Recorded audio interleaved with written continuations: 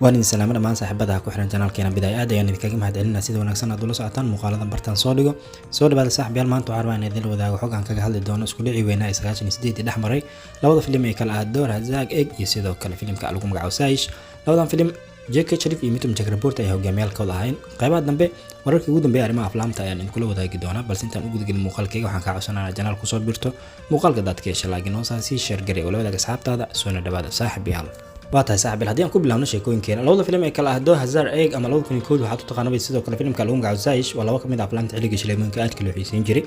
labadan filim waxay soo baxeen marka la eegabo 20 February oo shalay ku beegnay sanadii 1998 marka la eego labadan filim waxa hogaamiyaalkooda ah J.K. Sharif iyo kale Mitum Chakraborty J.K. Sharif waxa uu watay filimka lagu magacaabo Door Hazag Egg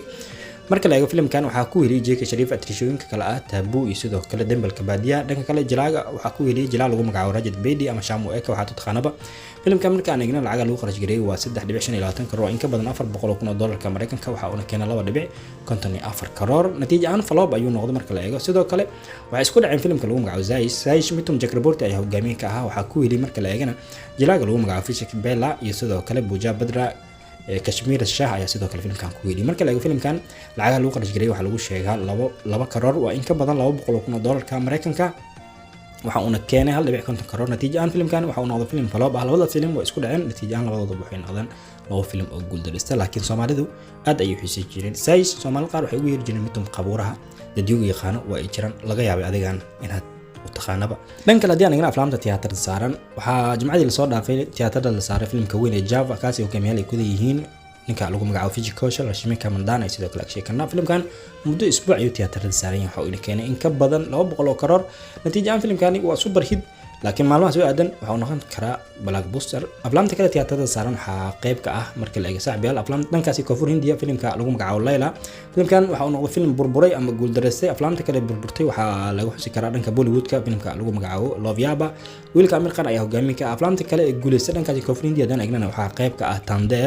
Tamdel waxa hogaamiye ka ah Naga Chaitanya iyo sidoo kale Zai Bali gabadha lagu magacaabo dhinaca kale maanta oo jimcaha ama subaxan hore waxa tiyaatarada la saaray filimka lagu magacaabo Mary Husband Kabawi filimkan waxa hogaamiyaalkooda ah marka la eego Arjun Kapoor waxaana ku weeliyay atrishadaha kala ah Bhumika iyo sidoo kale Rakul Preeti dhanka kale Shakti Kapoor ama rugcadaaga Shakti Kapoor ayaa qayb ka ah filimkan subaxan hore ayaa tiyaatarada la saaray wixii ka soo kordha barnaamijyada kale ayaa idin kula wadaagi doona saaxiibayaal dhanka kale markaan eegno wararkii ugu dambeeyay arrimaha aflaamta sida shaac laga qaaday filimka lagu magacaabo Nadaniyan oo lagu soo caanbixiyay Ibrahim Ali Khan ama wiilka uu dhalay Saif Ali Khan iyo Kushi Kapoor waxa la leeyahay 7 Maarso ayaa Netflix laga daaman doona ama si toos looga baahin doona shabakada caanka ah Netflix sheekooyinka waxa qayb ka marka la eego saaxiibayaal Jalaaga lagu magacaabo Sahil Khan ayaa maalintii shalay shaac laga qaaday inuu guursaday gabar lagu magacaabo Malina Jalaagan waa jalaagii ku jira filimkii Style ama shactarada badnaa kaasoo maalmo ka hor muuqaalkiisa aan kaga hadlay ama filimkaasi aan ka hadlay Jalaagan Sahil Khan dhankaasi isku taga Imaaraadka Carabta ayuu u guuray hore gym ayuu ka furtay marka waa bodybuilder marka la eego wuxuuna ku aqal galay marka la eego hotel lagu magacaabo Armani Hotel